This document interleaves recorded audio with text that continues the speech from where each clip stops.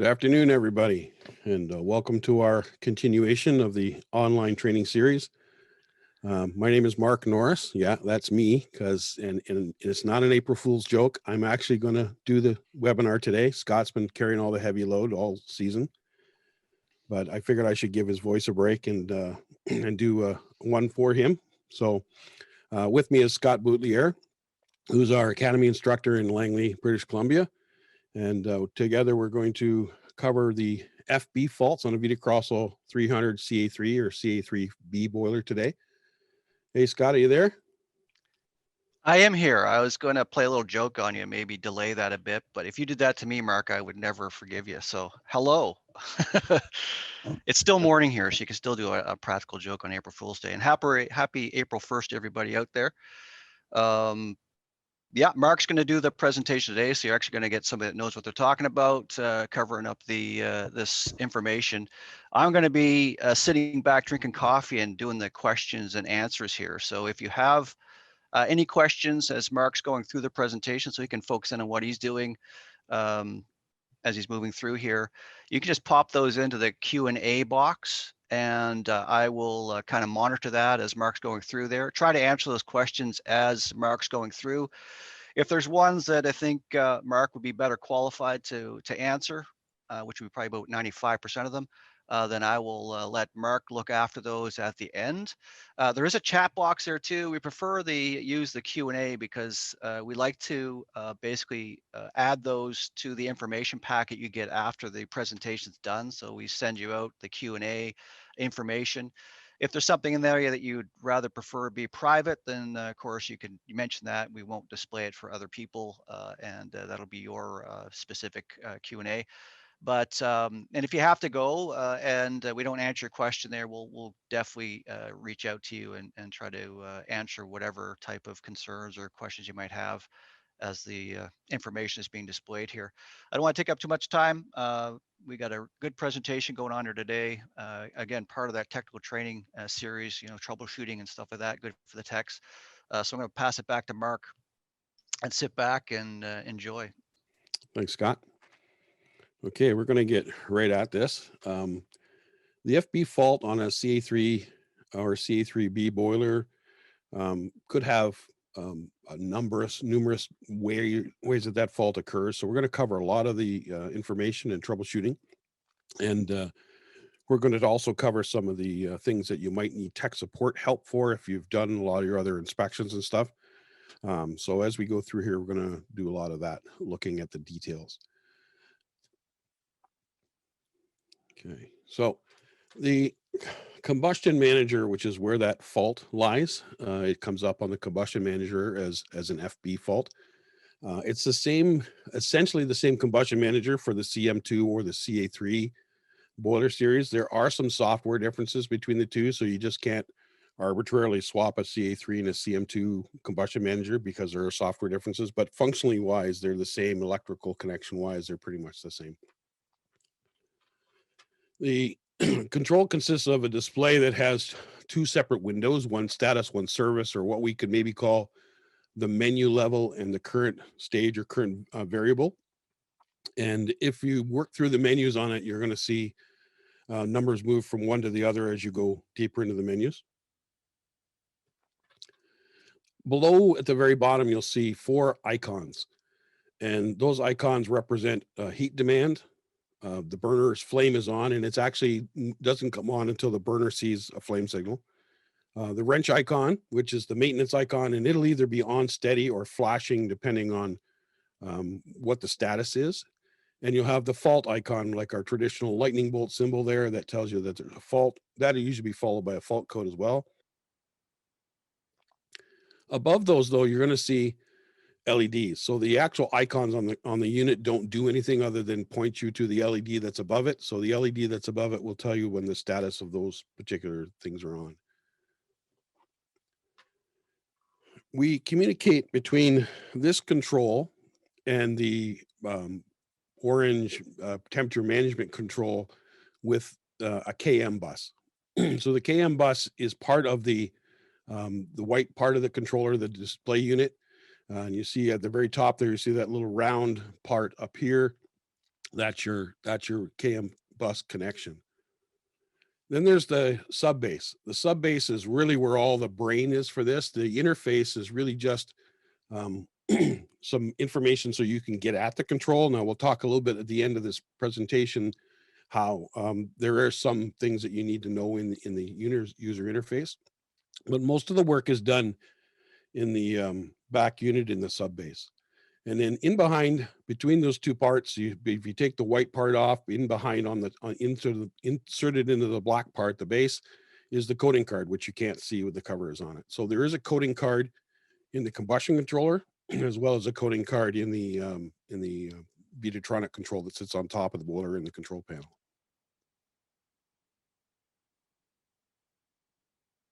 So in the CA3 boiler, the wiring, plugs, and everything are configured for that boiler. Again, that's a little different than the CM2, and it is sitting on a frame that sits just really on the top of the back of the burner.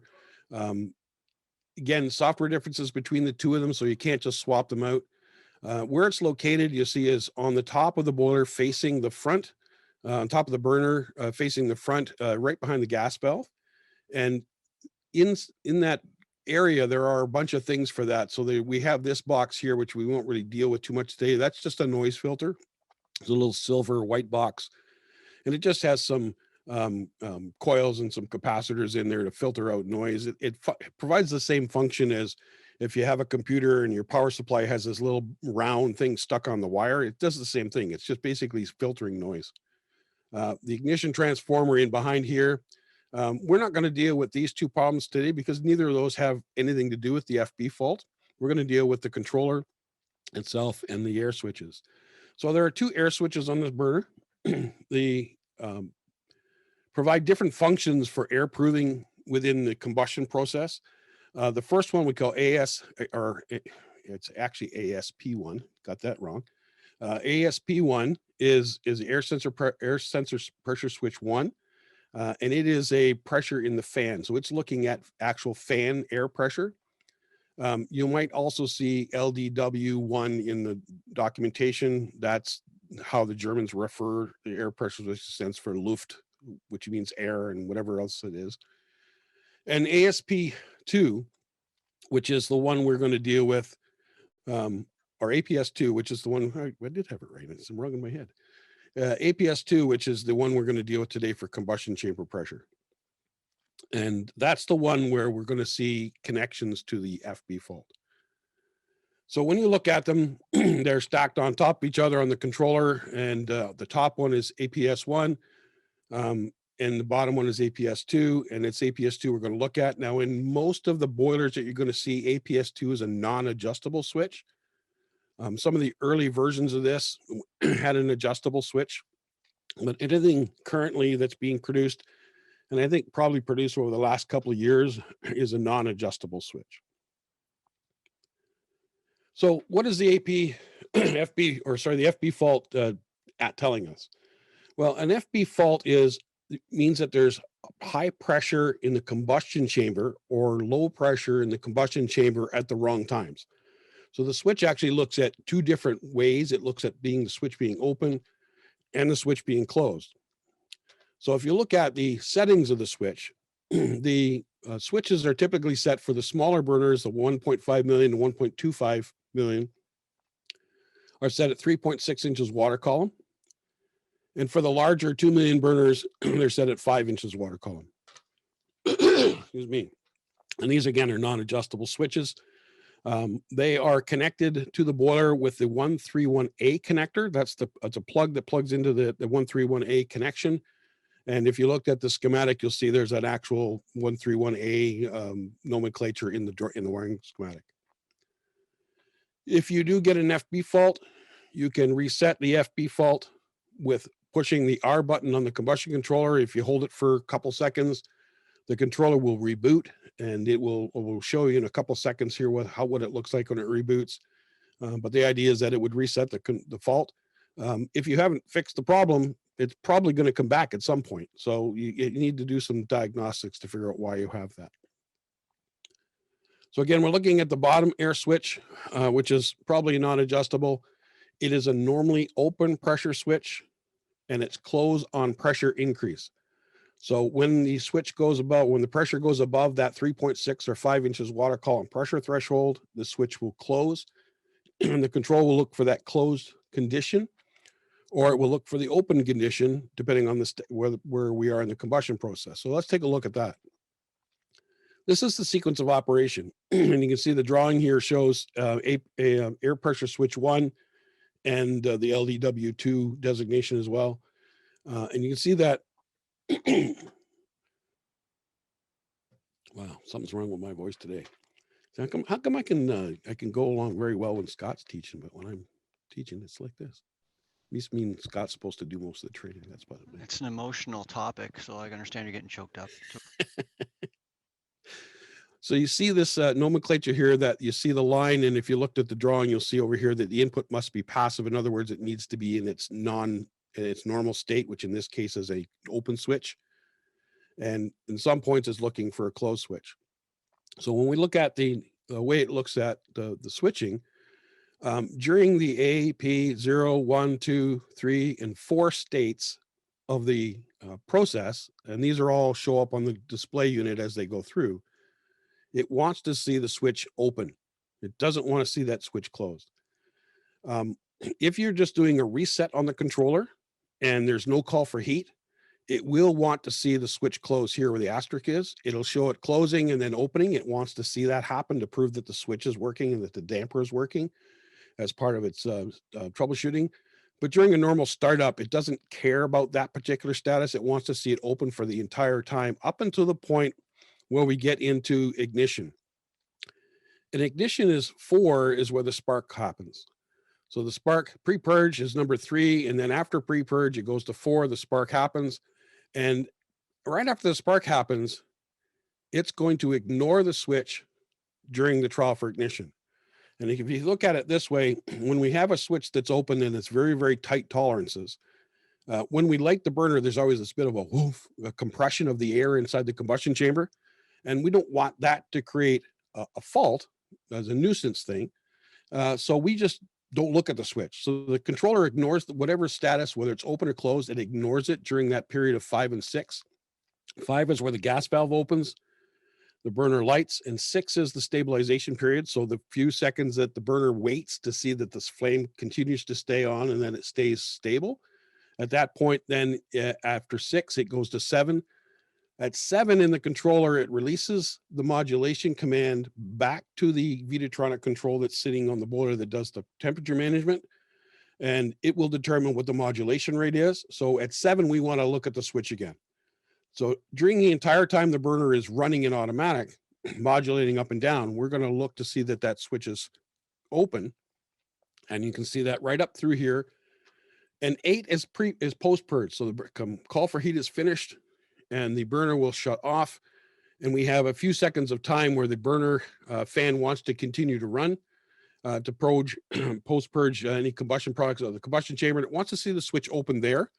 But before the fan shuts off, so the burner is off and the fan is running to post-purge, but before the fan shuts off, it wants to see that pressure switch close again. And that's a function of how the damper operates. So it's looking for that damper to close and prove that the damper is closed. It wants to see that pressure switch go high. If it doesn't see that pressure switch go high, then what happens is the fan stays on and it will generate a fault after a period of time. So let's take a look at how that works. So the fan is off, the burner's off, and the air pressure switch here you see is open. And this is the damper we're talking about here that opens and closes. So this is the damper we're looking at here, the blue one. And this connection right here, which is actually you see on top of the damper, is looking at the air pressure switch. So when the fan is running, if the damper is closed, it creates a high pressure. And then sometimes during the combustion process or during the startup process, we want to see that switched in the right position. So we get a call for heat and the fan starts. The air pressure switch closes because it's pushing against the closed damper. And if we're just doing, like I said, a reset of the control in its diagnostic for self-checking itself, it will look to see that that switch closes before it does the rest of the check. So that's in that P period. If there's no call for heat, it wants to see that switch close and then open again. And when does it open? It opens when the damper opens. So the damper opens to let air in through the combustion chamber. And when that airflow is passed through without restriction, then we get the air switch opens again. So this is what we want to see in the controller. It wants to see that switch closed, that the damper is closed, the fan is running. It wants to see that the damper is open, so the switch opens. And that's the normal process. Now, at the end of the call for heat, what happens is we have the burner shuts off, the damper closes, the fan stays running, the damper closes, and again, we want to see that air pressure switch close. That proves that this damper is closed. Remember, on a CA3 boiler, we have 2 or 3 burners into the same essentially combustion path, right? So there's one chimney, one flue gas path.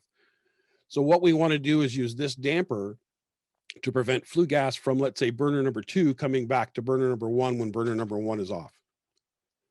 And that's the purpose of this damper, is to isolate this burner from the other burners inside the boiler.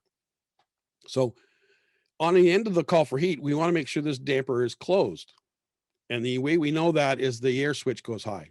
If the damper didn't close, the air switch wouldn't go high. So these are 2 different scenarios. We want to see the air switch open to prove that the damper's open. And at the end of the call, we want to see the air switch closed to prove that the damper is closed. At the end of that, if everything's working all right and the air switch went high, then the fan will be able to shut off. But if the fan, or if the control doesn't see the air switch closed, the fan will stay running and we will generate an FB fault at some point. So that damper is located on the bottom of the top part of the burner. The burner in this boiler is 2 pieces, 2 major assemblies. There's the fan assembly, and we have the burner screen or the burner mesh. And those are 2 different parts. When you're servicing this burner, you pull the top off, and then the cylinder stays inside until you pull it off separately. There's 2 reasons for that. We did it that way. You don't have to have a huge amount of headroom to get the burner out. If this was permanently attached to here, you'd have to lift the burner 3 feet off before you could clear it. So it's done in 2 pieces, so it goes into tighter mechanical rooms. But that damper on the bottom here and underneath here is the damper we're looking at. And from the bottom of it, you can see there's the damper. Now there's a gasket that goes around here that seals this unit together with the cylinder. But the idea here is that this damper then opens and closes based on the demand for heat within the boiler. It has pivots on pins on both sides, and on one side it's connected to the damper shaft. So this piece here, this shaft, is directly part of that part of the damper. So when the crank arm is pushing that damper open, it's moving the whole damper. Electrically, we see there's 2 major components here, right? We have the air pressure switch and we have the servo motor. And the air pressure switch is connected to this 131 connector, and the servo motor is connected inside in 2 places, one to the W6 controller and then back to the burner controller as well. So on the wiring diagram, you'll see that X8, and if we look at this wiring diagram, you see there's X8, there's X4. This is the way Viessmann does their wiring nomenclature. And it doesn't matter whether it's a Vitadens 100 or a CA3 or a Vitarond, the nomenclature is the same. We use X numbers as the terminal block. So in X8, we have 9 pins. So X8, 1, 2, 3, 4, 5, 6, 7, 8, 9. On the connectors that are very small or mounted directly to the circuit board, we can't write the terminal numbers directly on the connector because it's too small. So you'll see on the circuit board a little arrow beside pin 1. So that's how you know which end to start with your counting of pin 1 to 9 in this case. So we're looking at X8, pin 8 and 9 is where the pressure switch is connected. So it's looking for either a closed or a normally open contact at this 131, which is X8, 8 and 9 pin. The air damper, or the servo motor damper, is a motorized damper, powered open, powered closed, and it gets its power essentially from the GW6 control on a call for heat demand, and it is monitored through the Combustion Manager to prove that it's in its right position. So when you get a fault, this is what it looks like. You'll have an F in the status window and an FB. Now, how do you know that that's a B and not a 6? A 6 always wears a hat. So if you look at the 6, it'll have a piece on the top here which tells it's a 6. This is a B. We do the same thing with Ds. A capital D in a digital display looks like a 0. So a D is always a lowercase d instead of an uppercase D. So when you're looking at the controls, a B doesn't have a hat and a D is a small case D. That's how you know the difference between a B and a 6 and a 0 and a D. So this is an FB fault. And that means that either condition 1, it exceeded its pressure switch setting during the operation of the burner. That's one way that happens. The other way that it happens is by not making the air switch during the NP phase, just during the post-purge, checking the damper being closed. That's another way you can get an FB fault. So you can be an FB fault because it closed, and you can get an FB fault because it didn't close. So we have to know the difference. What we have in the controller is detailed fault codes. So to get to the detailed fault code, you see here, you push the S for a couple seconds and you'll see the wrench light. It comes on above the wrench and the flashes tell you that you're in that mode. And that will mean that you're going to have a 1 in this column, and you're going to scroll up till it sees 4. And then you're going to hit the S again. And the 4 is going to go from the service to the status. And you're going to scroll up now. There'll be a 1 in the service window. You're going to scroll up to 2. And once you go into 2 and hit the S again, you'll be looking at the detailed fault codes. So again, we go through this. We say FFB. I push and hold the S for a couple seconds. I get a 1, and I push the button, the up arrow, till I see a 4. Then I push the S again, and now the 4 moves into this window, and I'm going to use the up arrow button until I get to 2. And when I hit the S again, then in this window here, I'm going to see a number. And the 2 numbers we're going to look for with this fault are 73, 74, or a C1. So I can scroll through the different faults. There might be detailed fault codes that aren't one of those 3 numbers. If there's another fault in the control somewhere, it'll tell you a different number as well. But you can go through and see if one of those numbers is there. Because we have the basic fault codes, which was FB, and we have the detailed fault codes, which are these numbers that give us a little bit more narrowing it down. So if it's a 74 or a 75, I think it said 73 a minute ago, sorry, 74 or 75, that means that the pressure switch has exceeded its setting between A and 4 sequence or 7 or 8 sequence. If it closed during any of those time periods of the burner operation, it'll show a 74 or 75 under the detailed fault. If it did not close during the final P stage, then it'll show a C2 fault. And that means that we have a fault that it didn't close at the end of the burner cycle.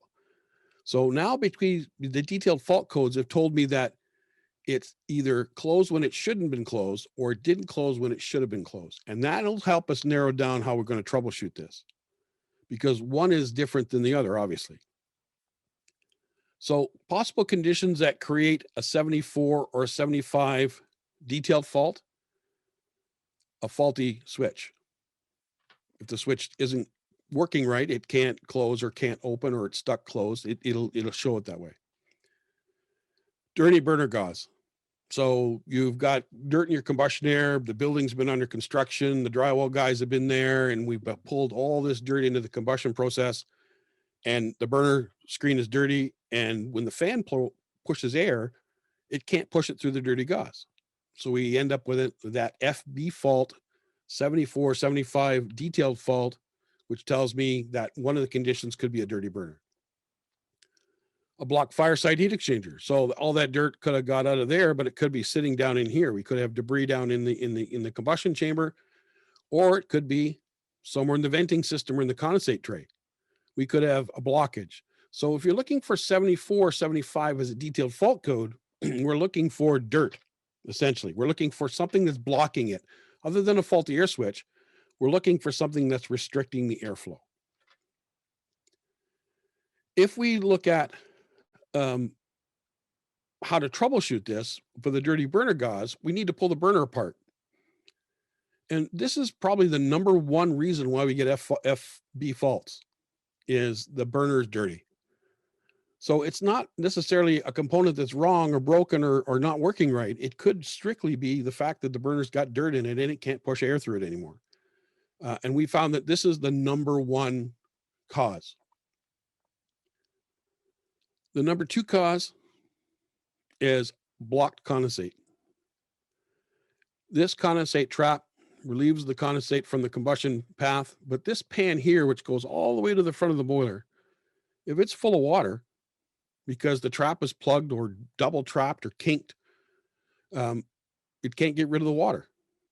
So that's one thing to look for as well. Now that's something easy you can do a quick inspection on. This little cover here, when you undo the cap on that cover, it's an inspection cover for the combustion chamber, for the flue gas path, and you'll be able to see if there's water in there or not. If that's the case, then the first thing to do is, is the trap draining, right? Check the trap, see if the water's getting away. But if the water fills up to the bottom of the combustion path or even close, it's not going to pass flue gas, and that pressure switch is going to go high because it's a blocked vent. Now the air pressure switch, we can check its operation.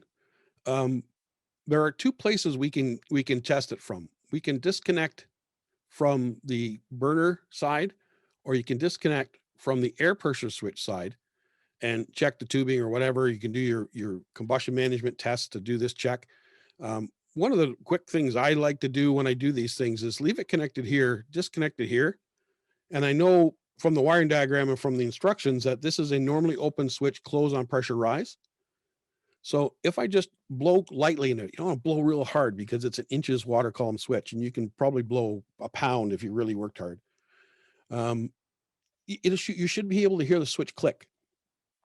And that'll tell you whether the switch is making or not making.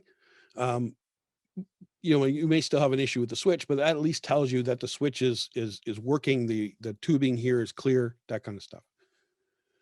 So the first test we're going to do is high back pressure. In this switch, we've verified that it switches. We can do an ohm test across it, ohm it out to see when we blow on it. But we're going to need at some point to do a pressure test here to see if it's actually working or not, if the back pressure actually exists. Get yourself a manometer, YouTube manometer, digital manometer, it doesn't matter as long as it measures inches water column, and you connect it either here or here. I would think you're normally going to connect it in here. And if you've got a manometer that's got a T in it, it's always a good idea then to put it in a T. Then you can actually you won't have any generated faults for the switch not making or making during the test because your manometer is hooked up to it. But for the simple test, we can just hook a manometer up to it. Either hook it up to the brass hose here or hook it up to the tubing. If you're going to disconnect it from the tubing, make sure when you put it back on, it's connected to the plus side, the positive pressure side. There's two ports on that. One is open to air and the other one is measuring pressure from the burner. So we want to make sure you do it on the positive side. So what are we going to test? Well, we want to record whatever we're doing, we want to write it down.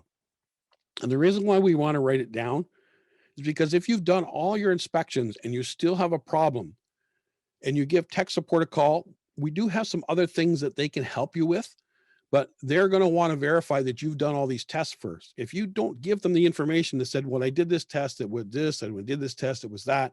If you don't have those numbers for them, they're going to make you do it again. So when you call them, have your numbers written down, because we have to verify that the inspection and the checks have been done properly so that we can narrow down where the fault might be.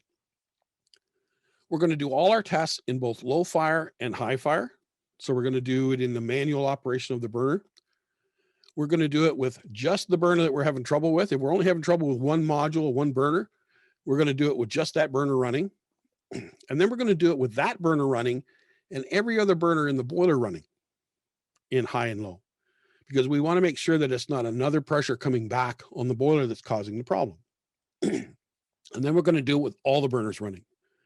Again, all the burners running in high and low, individual burners running high and low, the test burner and the other burners running in high and low. Those are the way we're going to want to do those tests. So we can do these tests. We have to put the burner into a mode where it's not going to try to run automatically. We don't want a call for heat to generate a problem for us while we're doing our test. So the simplest way to do that is to get into the combustion, get away from the combustion management control and get right back to the temperature controllers.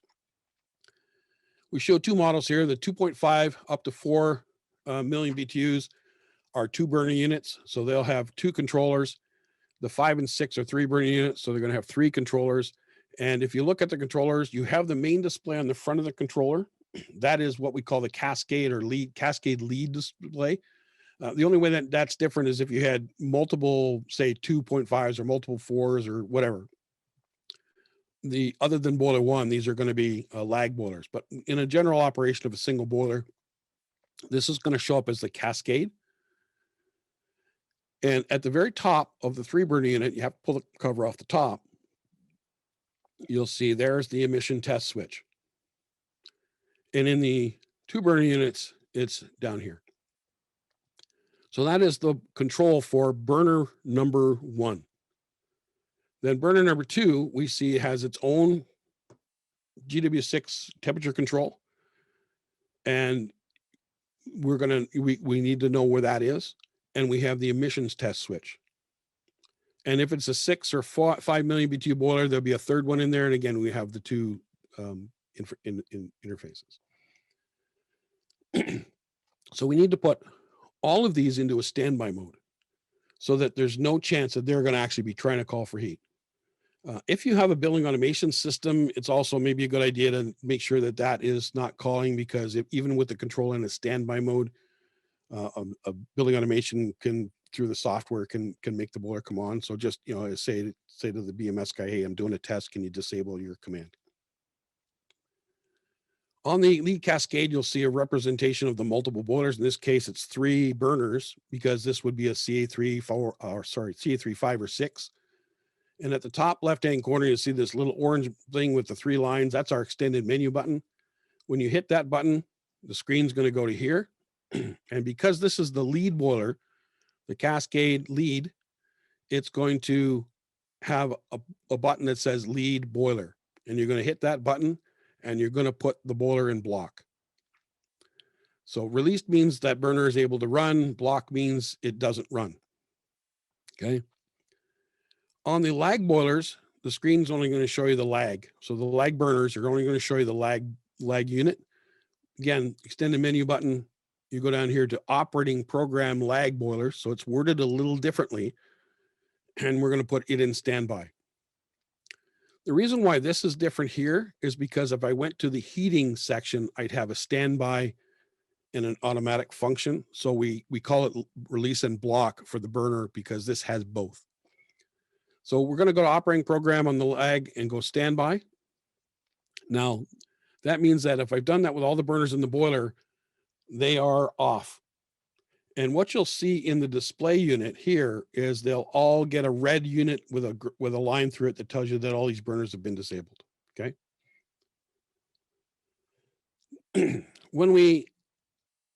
Easiest way to do a check on the damper at the beginning is to hit the reset button, because it's going to do a diagnostic. I'm going to go back and start this again. And you'll watch here on the display unit that when you hit the reset button, it goes through a bunch of sequences. This does the software check. Then it tells me what the maximum modulation point is, what fuel it's on, and whether it's low altitude or high altitude. And after that, we're going to do a check on those combustion process. We're going to air switches. So A starts the fan. When we get to the P, what we should physically see is that damper open. So the damper we're talking about, that motor, when we get to P, should drive open. And if there's no call for heat, like it's going to show you in this information, it also is going to show the damper close, and it wants to see the switch go high before it shuts the fan off. So if we don't have a call for heat, we end up with 0 in the status window and 0 in the service window when it's done. But it'll go through the process. When you see P in this window here, the damper should open and then it should close again. And if it hasn't got a call for heat, like this case here with 0, it'll shut the fan off after that. If it doesn't prove that that damper switch closed, then it's going to keep the fan on, again, as a safety protection. The other way to do it is put the boiler in an override. So you push the ladder with the top hat switch, and we might want to be able to manually control the modulation now. We can do that by hitting the down arrow and the S button together, and you'll see P here. And then using the up and down arrow, we can adjust the modulation point to where we want it. So we can put it in low fire, we can put it in high fire, we can put it anywhere in the middle, and it'll give us an indication again, so we can do the test on that burner at the different firing rates. So that's another way we can do it. If you did it with the emission test switch, the default, it goes to 100%. So you need to get into the burner control like we're doing here and control the modulation if you want to control the output. And when we're all done, make sure we turn the manual off again. Before we hit the override switch back to auto, we want to hit these 2 buttons again and take it back out of automatic. And you can see the burner's running here. I have a call for heat, flame symbol, 0 and 7 tells me that the burner's in automatic. Another way we can do it is in the relay test. So we're going to go to service.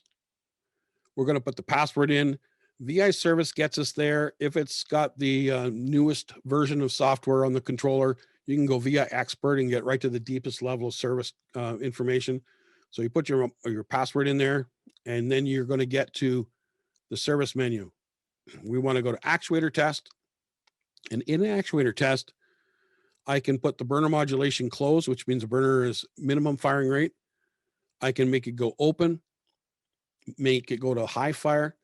And if I want to stop it somewhere in the middle, once it's traveling, I can put it in neutral. So closed, left and closed, it'll go all the way to 0% modulation. Left and open, it will go to 100% modulation. And in neutral, it'll stop. Wherever you went to neutral, it'll stop.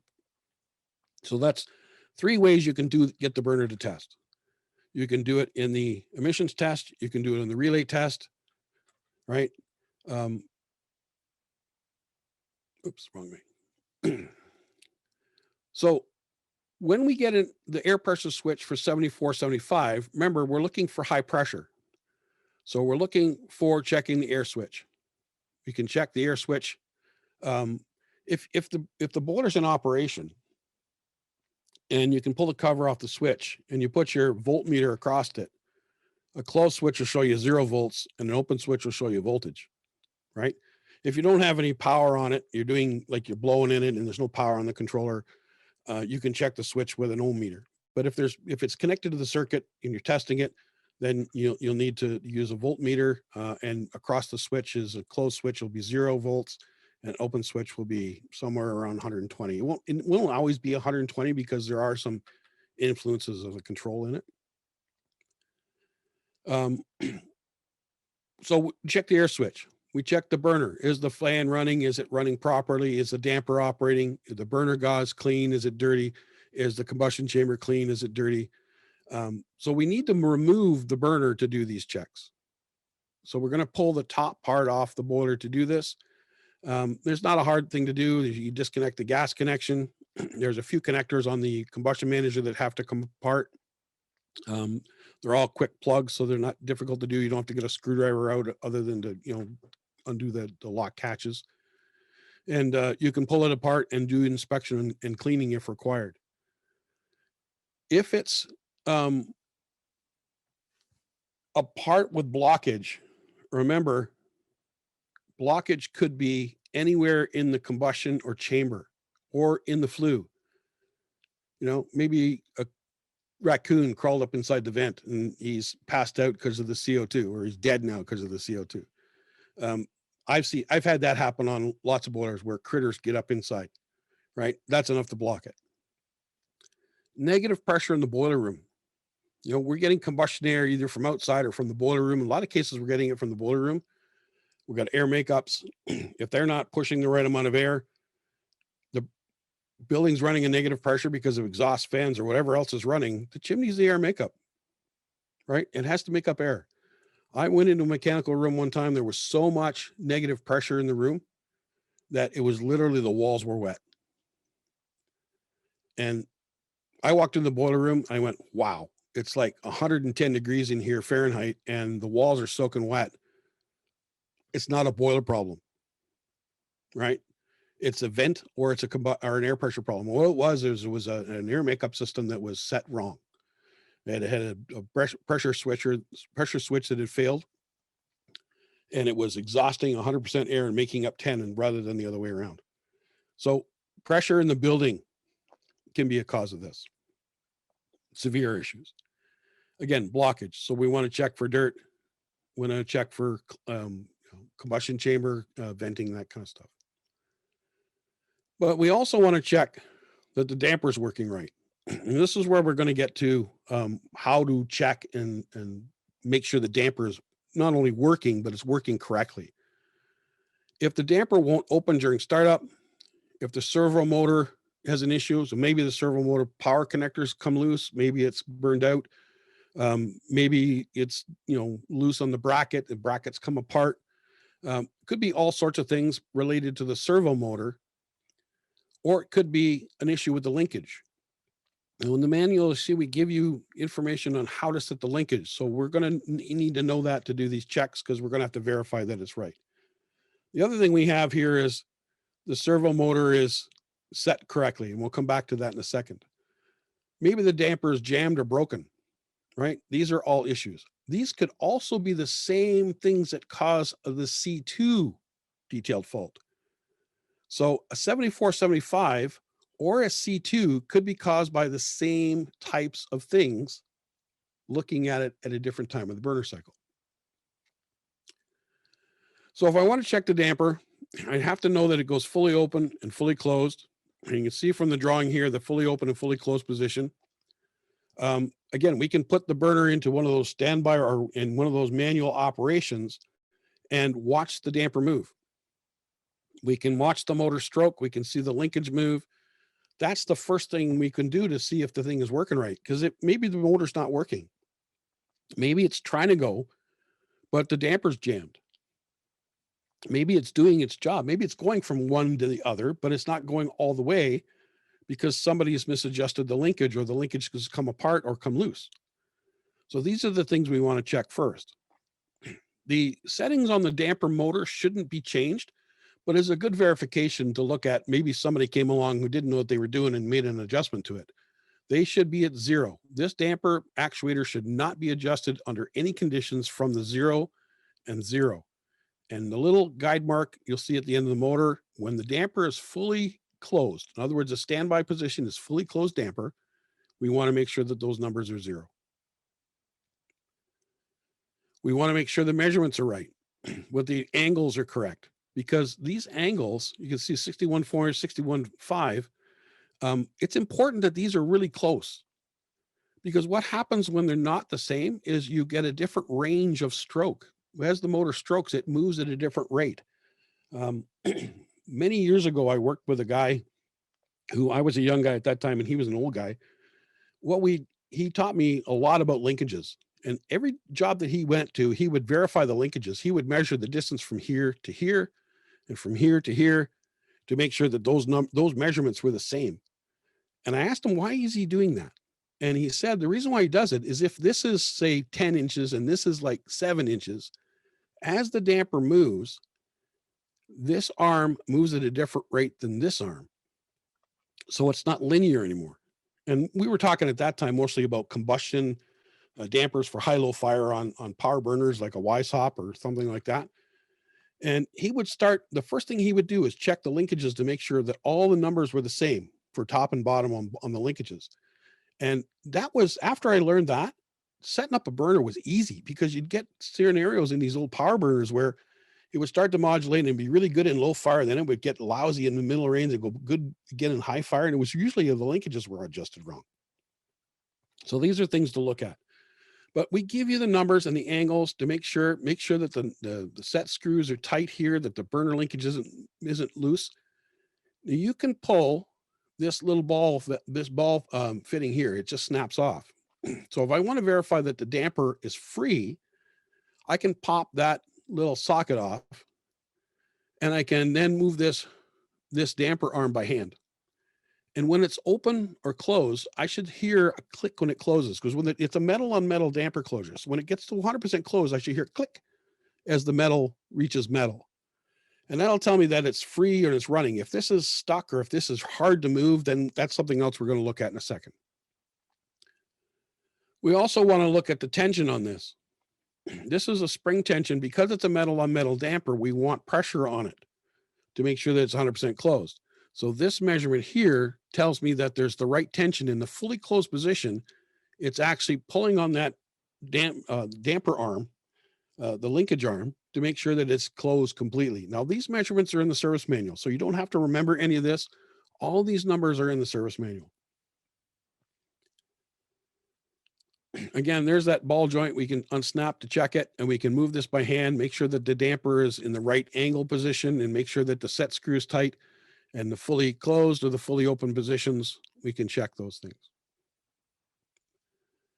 If I've done all those checks, if I've gone through the damper test, I pulled the burner and made sure it's clean, made sure the combustion chamber is free, make sure that the venting's free, make sure that my condensate's free, and I've done all those checks and I still have issues on the burner, that's the point where you might want to give tech support a call. And there are some other things that we can help you to do, but you'll need to do those other checks first, because they're going to want to verify you did those things, or because those are the first things we have to do, right? So we're going to make sure those are done first. There are a couple of ways to get a hold of tech support. There's a faster online version now. So this is by far the easiest way to get us and the fastest way to get a response. Go to the website and you'll find a form. If it's a new call, if you haven't had a service call on that particular item boiler before, you're going to fill out the long form. If you have a case number already, and anytime somebody has made a call on that boiler model serial number in that building, it'll have a case number, and the case number doesn't change. So even though it might be a different problem later on, the case number remains the same because it's assigned to that boiler, so we have history. We can say, oh, you were here on this FB fault. Somebody was here 2 weeks ago on the FB fault, or it was a C2 fault or an F2 fault. We can have a history of what's going on. So we create a case number the first time somebody calls on that boiler. Now, here's what we want you guys to do. Write the case number somewhere on the boiler so that people can find it. You know, write it on the inside of the control panel, so that when somebody calls the receptionist says, hey, do you have a case number? Or the form asks you for, if you've got a case number, we'll know right where that is. We'll even know who talked to you. We'll know what technician gave you help, right? So you'll get the long form or the short form, depending on whether you have a case number. You can also get to that by calling us. So if you've tried the online form or you don't have access to the internet where you are, you can still give us a call. But this is going to be a little slower process than this, because all this information we're going to have to ask you and enter it manually. There's another way to get to this form. If you don't remember this long URL, you can contact us by just going to the Viessmann website, going to the tab that says contractors. You'll end up with a page like this. You look down here, you see contacts. Under contacts, you'll see tech support. And under tech support, you'll see submit a request, and you'll get to the same place. So all you have to do is know Viessmann website and contractors and follow the path. Okay.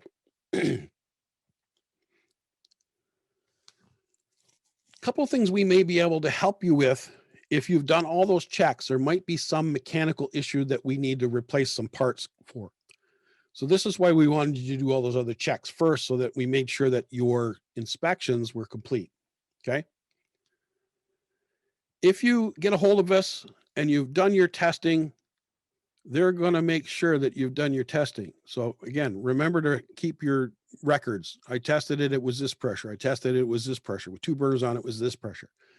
We want to know those things because that'll help us narrow down, if you need parts, what parts we think you're going to need. Okay. There are 2 kits that we have to help solve some issues on the systems. Kit number 1 involves components for the entire boiler. And this might just be that particular installation needs a slightly different setting. So we're going to have this kit number, and it will include air pressure switches for every burner in the unit.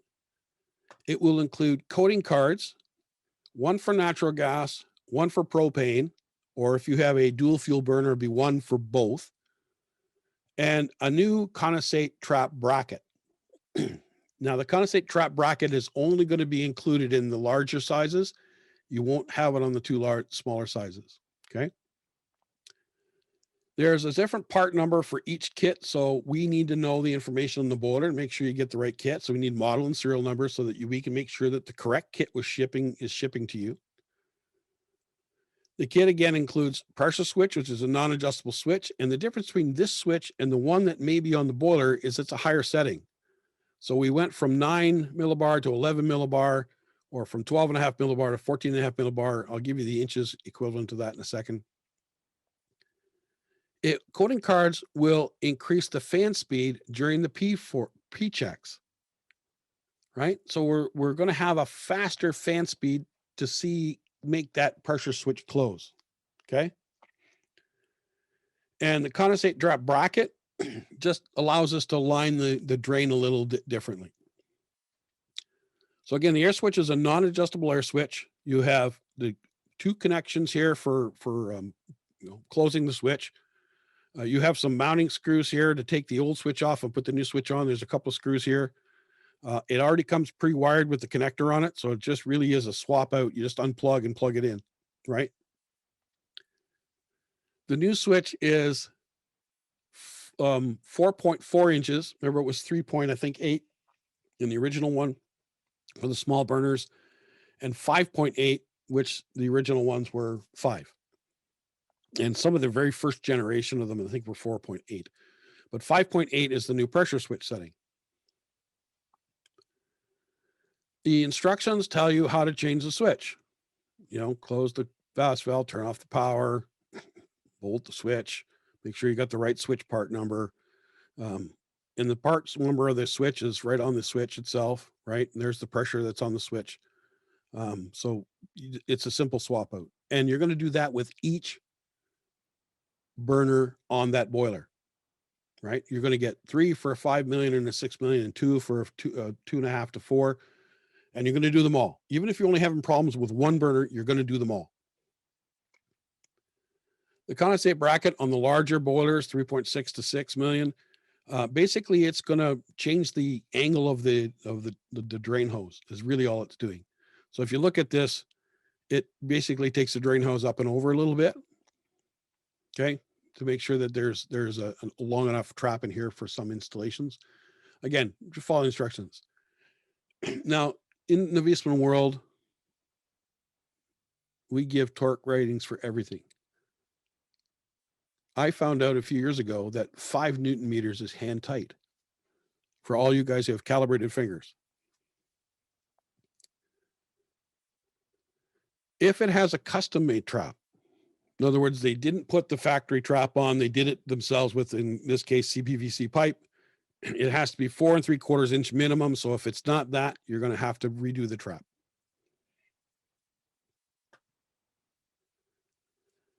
The coding cards we talked earlier, they're going to be located underneath on the base. So you're going to have to pull the front display unit off. Each of those have a part number as well. So the kit for 1.25, 1.5, 1.5 single fuel, 2.0 single fuel have LP and NG these are the burner sizes, not the boiler models, 1.25 million, 1.5, 2 million. Part numbers for the kit. And in the dual fuels, there's one card for the kit because it's dual fuel. So the control unit has a couple of variations, and they'll want to know what the variations are as well. Because to change the coding card, you need to update the unit. You have to basically, what you're doing is you're resetting the pairing of the two. So the base and the coding card, once they see each other, they kind of become permanent friends, right? And if you took another coding card and put it into that base, he would go, "You're not my friend. You're not the one I know." So if you just put a new coding card in, even if it's the right model of coding card, you'll get a fault. So you have to reset the coding card parameters inside the base to say, look for a new buddy, right? And that's essentially what we want to do with it. We reset the coding card. But in certain models of these display units, didn't have that ability. So when you look at the display unit, there's a serial number or model number on the side of this on a sticker. And you're going to look for a number. They're going to have the same part number, but there's going to be two version numbers. And the easiest way to do it is one is a B and one is a C.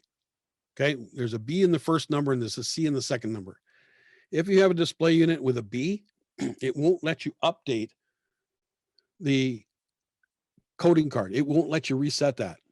So in that case, when you call tech support, they're going to ask you for this number. If it's a C, you're all good. If it's a B, they're going to ship you, along with the kit, one display unit with a C. It doesn't need to be replaced for every unit. It just needs to be the C version to update the card. So they're going to ask you which version you have so they know whether to ship one of these with the kit, right? So on a B version, you'll need the C version. And what you're essentially going to do is you're going to use the same display unit for every burner. You're going to swap out the display unit, do the update, take that new display unit, put it on the next burner, plug the old one back into the first burner, and it's just a simple connection. You're going to have the control part anyways, right? So you're going to pull the front off anyways. There's a small cable that looks like a telephone jack between here and here. You just unplug that. You put the C unit display on it, you plug it in. You don't even have to screw it back together. You just have to turn it on. And you'll follow the parameters that we give you in a second here to reset the coding card. Then you're going to take that display unit to every other burner that you're doing this to. We don't care that you return the display unit to us. If you want to keep that as a spare in your truck or one for other instances where you need that C unit, fine, you can do that. But you'll need that C unit to update the coding card, okay? So again, you have the display unit, and the procedure is if you have the C unit, you're going to start with this. You're going to hit the S and the up arrow together for 4 seconds, and you're going to see C. And you're going to see 1. And then you're going to hit the F or the up arrow or the down arrow, right, till service says C. And then you're going to hit the S again, and the display will show DEL. Remember, it's a lowercase d. And you're going to push the S button. If everything went well, the 1 will be showed as on the display. If it didn't go well, it'll show 0 and you'll have to try it again. And then after that, you're going to hit the R button to reboot the control so that it looks for the new card. Because what you've essentially done is to said, forget your friends, go look for new friends. Every job that's done on, we want to make sure that you tell us. We want to know that those new air switches and things like that are put into the boiler. So there'll be a form here that you can either fill out online or you can fill out the form that's in the package and send it to us, fax it or mail it to us, email it to us, whatever. But that has to be reported to us. Okay. So that's kit 1. Kit 2 is an entire burner frame. And this will make me look slightly different than the one you have, a little more rounded in the edges because they've changed the way they designed this. But essentially kit 2 is to replace an issue with a damper that isn't working right. So if a damper was mechanically not working, so if you call tech support and they said, yeah, I can move the damper, but it's really sticky, it's really stuff, it's hard to move, you're going to get this whole kit. So you're going to pull the blower assembly off, and it's real easy to do that. You got a few wire connections to disconnect so you can get it free, and then you pull the bolts off of here. There'll be a gasket in the kit, and then you put the burner back on, the blower assembly back on top of here. Everything else is then complete, and you drop it right on the cylinder, and away you go. So this has a different bearing design, and it has the linkage design is slightly different. The servo motor is the same, but the mounting bracket's different. So those are the things that are in, it's already set up and calibrated. So there's nothing you have to do to this other than install it. You don't have to calibrate it. Okay. Any boiler shipped from Viessmann after July, actually, I don't think that's right. I think it was November of 2020 already has the new frame on it. So that shouldn't be something you have to replace after that. Again, the linkages are different. The ball joint's different. The way it's assembled and the angle is a little different. The connection up here is different. So it's a completely different geometry. Again, servo motor hasn't changed. The only major change you see here in the bracket is this screw here is a flush screw rather than a face screw like this. That's the biggest difference in the way the motor is mounted. They've changed some of the hardware. Once you're all done that, whether you're doing kit 1, kit 2, or just want to get rid of, you've solved the problem with the adjustments or clean the burner, you want to clear the fault history. So again, you're going to go back to this display unit. You're going to push the S for 2 seconds till the wrench flashes. Then you're going to push the up arrow till you see 4. Under, when you see 4, you're going to push S again. The 4 will move from service to status. And you're going to go up to 3. If you remember that chart we showed at the very beginning, there was basic fault codes, detailed fault codes, and fault history. So this is what we're doing essentially now. We're changing the fault history and resetting it. It should show 1, DEL, S again. We should see a 1 if it cleared the history. And the reason why you want to do this is that way somebody's not chasing a fault that wasn't already solved. Okay. So as a recap, what do you have to do? We want to make sure you do all the mechanical checks, all the things. Is the burner dirty? Is the vent clear? Is there a coon somewhere in the venting system? Is there a blockage in the condensate line? We want to make sure that all of that stuff is done before you call tech support. Now, if you need help for us to, I don't know how to get this apart or that apart, then yeah, call us ahead of whatever. But all those are pretty simple checks. Call tech support. If they decide that you need kit 1 or 2 or both, they will send you out the kit. Once you've installed the parts, you're going to reset the control, clear the fault history, just check, run it a few times and make sure that the FB fault doesn't come back or some other fault doesn't come, and then you're done. So it's if you've done regular maintenance on the burner, most of the dirt issues won't be a problem. But what we see for the dirt issues, again, the number 1 cause of this fault is dirty burner. And that's usually a maintenance issue, or it's a building under construction and 3 months into the job, it's plugged up, right? We've seen that happen. The second one is condensate, poorly done condensate lines, or poorly not maintained, get the crud out of the trap, right? All right. In both of those cases, that's what we're going to look at. Do those checks in that order, and let us call us if you need help. That's all I have for that. We got any questions, Scott? Hey, Mark, excellent job, man. That was really good. I was actually taking notes there because every once in a while, tech department lets me dabble in and answer some calls. But so I found that was really informative. We had a couple of questions. I think I answered them fairly well. I did send one out privately. I don't think the gentleman would really care if I question it. So I thought I would just throw it out there. I did answer it, but just to confirm, the condensate, the P-trap extension there, whether or not it's basically a mandatory component to put in there, regardless of if you've got neutralization units after that might be creating an extra trap as well.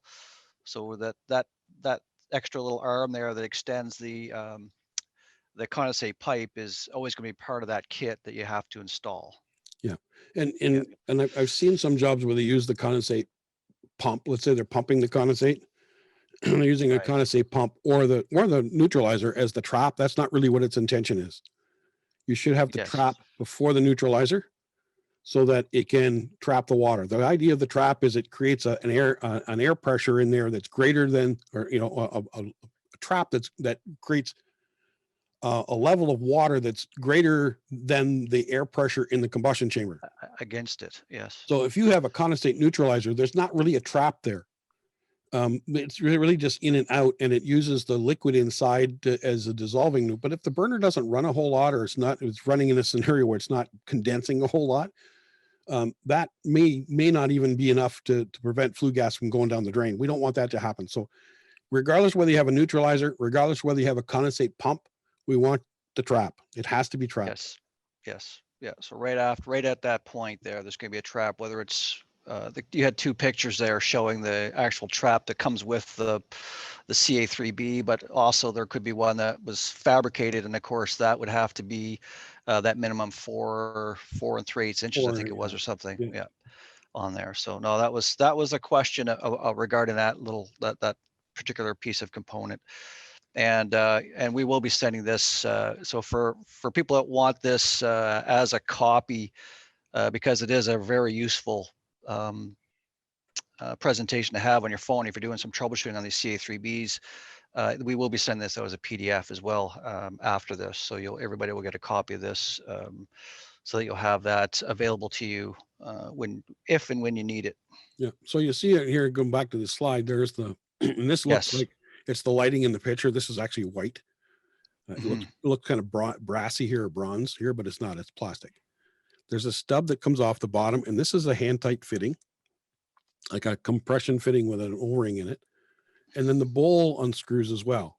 Okay. So the idea is that the water goes in here. If you took this apart, you'd see that there's a chamber in here. So the water goes in, has to go around the trap to get out.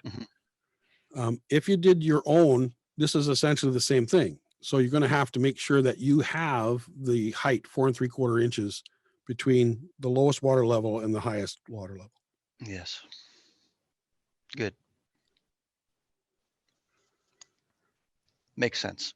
All right. Any other questions? I think that's it. Man, that was good. I got through the whole thing. Yeah, you did well and excellent. Nice job. Now you can take a lozenge or something and take the rest of the day off. Yesterday, I could have talked all day. There you go. I don't know what it is. Maybe you guys make me nervous. That's what it is. No, I don't think so. When I'm listening, Scott, listening to me makes me nervous. There you go. Well, I am kind of critical, so. Yeah, you are. Yeah. Later on, I'll get lots of emails. It's just what it is. Exactly. I just have a couple notes here for you to kind of review. So improvements, good. Right? Somebody's got to. That's right. That's right. No, that's it. Well, no more questions. Absolutely. There's going to be more of these coming up. I know Scott's got a few solar ones coming up, and there's some other ones that they're planning on. This is the last one, I think, in the spring, winter. Yes. One, and then we start a new schedule in a few weeks, I think, or maybe a couple. That should be coming out shortly, I think. Yeah, I believe. Your first one's, I think, in a couple of weeks yet, right? I think it's not official. I think it's the 13th of April or something. I think is when that starts. So. And then stay tuned, because we have a whole bunch of new products coming in 2021, and we're going to start doing some training on those probably in May, June-ish. We'll start doing training on the new products, and you'll want to be involved in some of those, because we have some big differences. Absolutely. We've done a huge amount of upgrades and a huge amount of tweaks and modifications to both the wall hung boilers. And then later on in the fall, a brand new, never seen before commercial condensing boiler. And the control platform is going to be different. So you'll need to, function wise, as far as you pushing buttons, it won't be much different, but the background and the way it works is different. And we've got a new and improved Lambda Pro, which is going to be on all of our commercial and residential boilers going forward. So the new boiler will have that on it. So you'll want to stay tuned and listen to those announcements for those webinars coming up in the fall. And hopefully Absolutely. we can get over this COVID thing and people can get enough vaccinations so we can get you guys back in the class too. So Yeah, get your hands on those boilers for sure.